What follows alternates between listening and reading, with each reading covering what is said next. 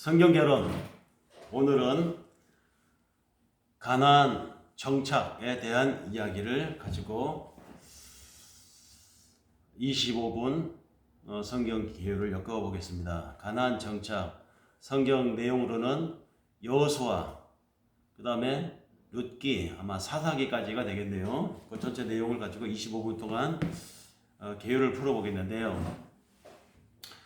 여호수아를 통해서, 그러니까 모세는 죽고, 모세는 결국 가나안 땅을 들어가지 못했죠. 노부산 꼭대기에 올라가서 가나안 일경을 바라보면서 저기만 건너가면 가나안 땅인데, 가나안 땅을 눈앞에 놓고 들어가지 못하는 모세의 심정이 어떠하겠습니까? 그런데 하나님께서 모세에게 너는 여기까지.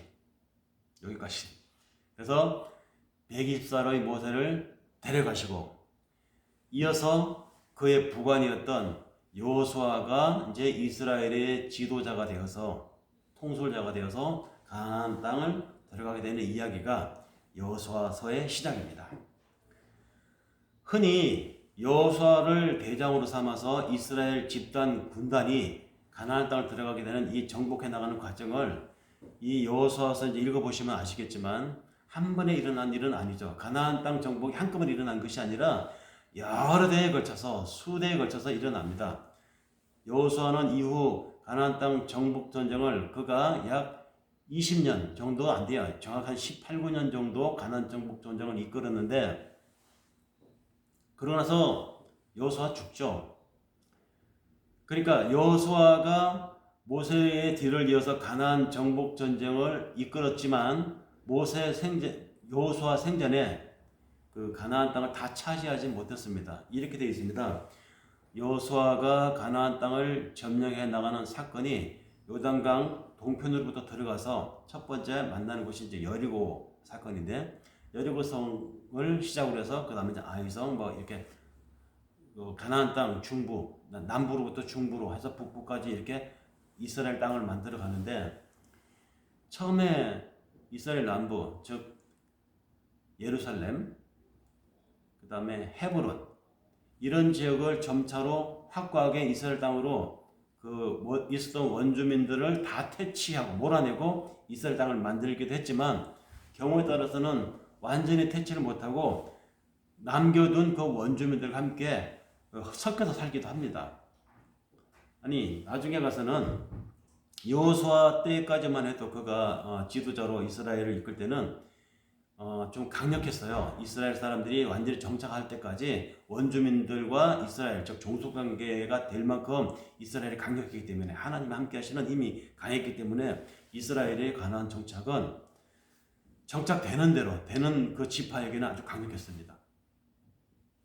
이스라엘 주요 지도부를 나누죠. 12지파로 나눠서 원래 야곱의 12아들 중심으로 이스라엘 지파를 형성하게 되지 않습니까? 그러면 거기에 볼까요? 르우벤으로부터 시작해서 맏아들 르우벤으로부터 시작해서 맨 마지막에 베냐민까지 해서 12지파인데 요셉이 야곱의 아들이잖아요. 근데 요셉이 자기의 두 아들 므낫세와 에브라임을 아버지 야곱에게 양자로 드리지 않습니까? 그래서 야곱이 나중에 죽을 때 자신의 12아들을 축복할 때 이 에브라임과 므낫세를 자기 손자로 축복을 한 것이 아니고 자기 아들로 축복을 했어요. 그러니까 그렇게 따지면 12아들이 아니라 13아들이 되는 것이죠. 요셉은 두 몫을 갖게 됐으니까. 그래서 13아들인데 왜 12지파라고 하느냐? 레위지파를 뺀 거거든요. 레위지파는 행정요원으로 또 국가 주요 사물을 관리하는 예배를 담당하는 요원 지파로 뺐습니다. 예배 제사를 담당하는 그때는 신정국가 신정제도가 보편화되어 있기 때문에 이 신정 행정제도 예배와 행정과 이거를 겸하는 집단으로 레위 지파를 뺐어요. 뺐기 때문에 나머지 12개 지파가 되는 것이죠. 그러니까 므낫세, 유다 쭉 가서 만약 베냐민, 그다음에 에브라임, 므낫세 해서 12지파가 되는 것입니다. 근데 이 12지파를 중심으로 해서 가나안 땅을 점령을 하게 되는데 여호수아가 살아 있었을 당시에 약 20년에 못 미치는 그 세월 동안은 가나안 정복 전쟁이 왕성했고 또 강력했습니다. 그렇지만 완전히 다 차지하지 못했다는 것이죠. 어떤 지역은 원주민들을 완전히 진멸을 하고 심지어는 임산부까지 죽이면서까지 그 지역 원주민들을 완전히 몰살시키고 이스라엘 한 지파가 정착을 한 그런 지역이 있는가 하면 어떤 지역은 원주민들의 4분의 1가량을 남겨놓은 채 왜 남겨놓았을까요? 자기들이 노동력이 필요했기 때문에 노예로 쓰기 위해서 또 불편한 일들을 시키기 위해서 그 원주민들 중에서 일부를 노예로 쓰기 위해서 남겨놓은 경우도 있습니다. 그렇게 해서 남겨놓은 원주민들과 함께 살게 되는 지파도 있었고 그 중에는 어떤 지파는 여호수아가 나중에 죽고 난 뒤에도 정착할 땅을 찾지 못해가지고 옮겨다니다가 이것저것 가나안 땅을 옮겨다니다가 나중에 여호수아 사후 한 수십 년이 지나서야 이스라엘 땅에 정착한 사람들이 있었습니다. 그때는 정확하게 말하면 이스라엘 땅이라고 말할 수 없죠. 그냥 가나안 땅이죠. 가나안 땅 원주민들에 얹혀서 사는 이런 형국의 지파도 있었습니다. 주로 납달리 지파라든지 단 지파라든지 또는 이 변두리 쪽에 르우벤 지파라든지 이런 지파들은 가나안 이스라엘 중심부를 이루는 예루살렘, 헤브론 이쪽 유대 땅이 되는 남부 지역이 아니라 주로 북부 지역이었어요.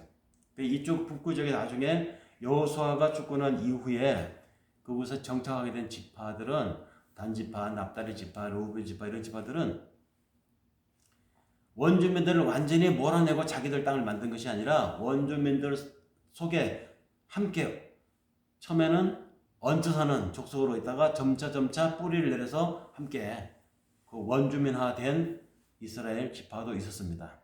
나중에 가서는 이것이 이스라엘 야곱의 자손 지파인지 아니면 가나안 족속 지파인지 이게 헷갈릴 정도로 그 정체성을 상실한 채 살아가는 지파도 있었다는 것이죠. 저 변두리 쪽에서 자리 잡은 납달리 지파 같은 경우는 이게 가나안 원주민인지 납달리 야곱의 아들 중 납달리 지파의 사람들인지 그 문화와 예배, 출애굽의 정통성을 유지하지 못한 채 그냥 섞여서 살아가는 지파도 있었다는 것입니다.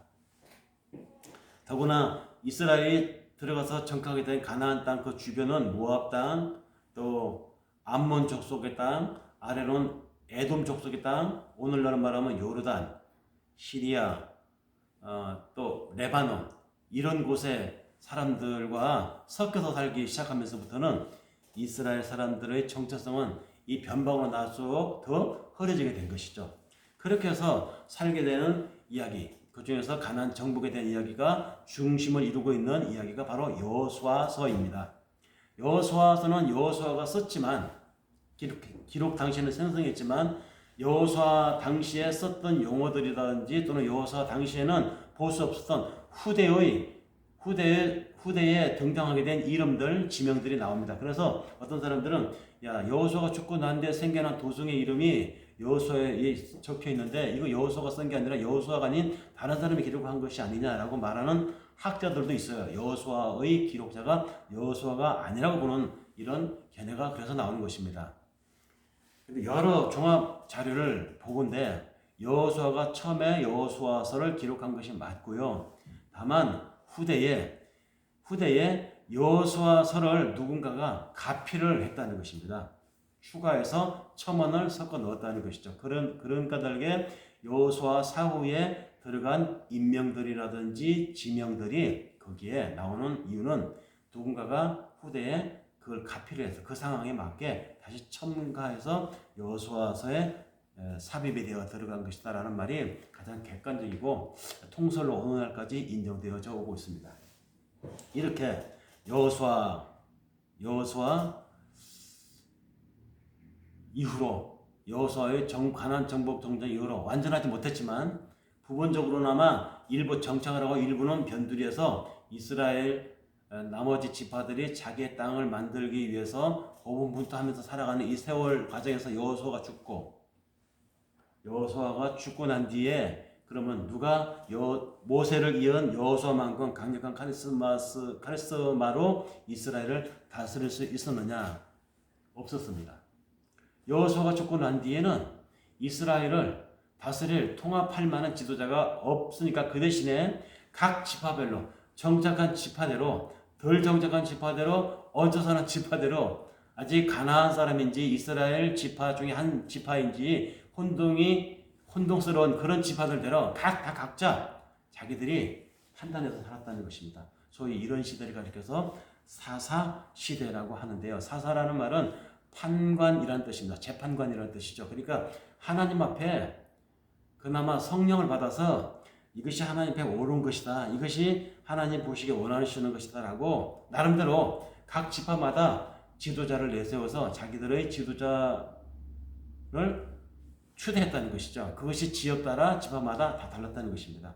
어떤 경우에는 저쪽 지파에서 판관, 즉 사사가 일어섰는데 그 사사의 영향력이 그 지파에만 미치는 경우도 있을 거고 그 지파가 아니라 다른 지파에까지 영향을 미쳐서 때로는 이스라엘 전체를 통합할 만한 영향력 있는 지파가 그 사사가 나오기도 했었죠. 주로 기드온이라든지 또는 입다라든지 나중에 사사기 말미에 하면 삼손이라든지 이런 유명한 사사들은 자기 지파 안에서만 영향력을 미친 것을 넘어서서 이스라엘 전체에 통합력을 가질 만한 영향력까지 가진 지도자가 나오기도 합니다. 어쨌든 여호수아가 죽고 난 뒤에는 이스라엘 전체는 통합할 만한 지도자가 없기 때문에 각 지파가 자기 사는 그 지역에서 자기 사는 그 부족 단위로 하나님 앞에 문제 해결을 하는 지도자를 믿고 따르는 그런 시대가 되었다는 것이죠. 그러니까 심하면 12지파에게 12사사가 있었다고 봐도 돼요. 각 지파의 원로 또는 각 지파의 하나님의 신기를 받은 성령의 강력한 충동을 받은 어떤 사람이 애언자 역할을 또는 제사장 역할을 또는 통합 행정가 역할을 한 사람들이 곳곳에 있었다는 것입니다. 그 중에 유명한 사사로 사사기를 읽어보시면 나오는 대로 드보라 여사사라든지 기드온이라든지 입다라든지 또는 삼손이라든지 나중에 가서는 이제 종교, 행정, 정치 이 모든 면 재판까지 포함한 모든 것을 통합한 지도자가 나오게 되죠. 바로 사무엘이라고 하는 지도자인데 이 사무엘이 이 사사시대를 종결짓는 사람이 됩니다. 그 사무엘까지는 사사시대라고 할 수 있죠. 사무엘을 끝으로 사사시대는 끝이 납니다. 왜냐? 사무엘이라고 하는 이 사사가 왕을 세우거든요. 사무엘이 세우고 싶어서 세운 것이 아니라 이 이스라엘 가나안 땅에 살고 있는 이스라엘 주민들이 원했어요. 우리에게도 저 블레셋이나 저 다른 나라처럼 일사불란한 이 행정체계가 필요합니다. 그러니 당신이 하나님께 기도해서 우리의 왕을 세워주시오. 강력하게 원하니까 사무엘이 그들의 요청을 받아들여서 왕을 세우게 되죠. 그래서 이스라엘 최초의 왕이 사무엘에 의해서 대중 앞에 기름 부어지는 이 공개적인 이 왕 임명식을 통해서 이제 왕정 시대로 넘어가는 이것이 바로 이제 이스라엘의 왕정 시대의 출발을 하게 되는데 그 전까지는 사무엘이 이스라엘의 사사로서 역할을 하게 됩니다. 이 사사 시대 때 일어났던 일 중에 한 집안의 이야기가 소개되고 있는 부분이 룻기입니다. 룻기. 롯은 한 집안의 며느리 이름인데요.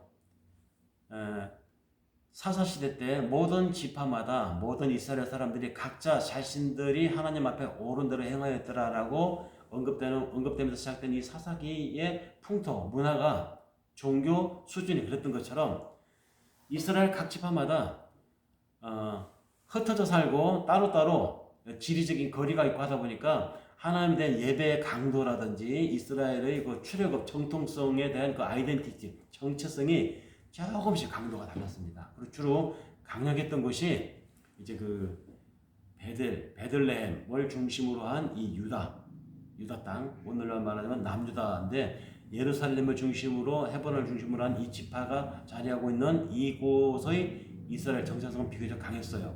우리가 누구의 민족이고 우리가 어떻게 해서 이 가나안 땅에 들어왔게 됐고 그러므로 우리를 이곳으로 인도해 내신 하나님 앞에 예배를 잊지 않고 정기적으로 드려야 한다라고 해서 그 정기적인 해당 예배 또는 성막 예배를 통해서 그들에게는 그나마 하나님에 대한 이스라엘다움이 좀 있었는데 이 중심부를 벗어난 변방의 이스라엘 사람들에게는 예배의 강도가 또 하나님에 대한 신실도가 약간 희미해져 갔던 것이죠. 그래서 그 희미해져 간 그들의 그 삶이 계속되고 있는 그 와중에 이들 정착해 있는 가나안 땅에 흉년이 오게 되었죠. 기근이 들고 먹을 것이 떨어지니까 그 충성도 신실도가 강한 그 남부 이 베들레헴 쪽에 살고 있었던 이 한 집안이 바깥으로 이스라엘 땅 가나안 땅 바깥으로 이민을 가게 됩니다.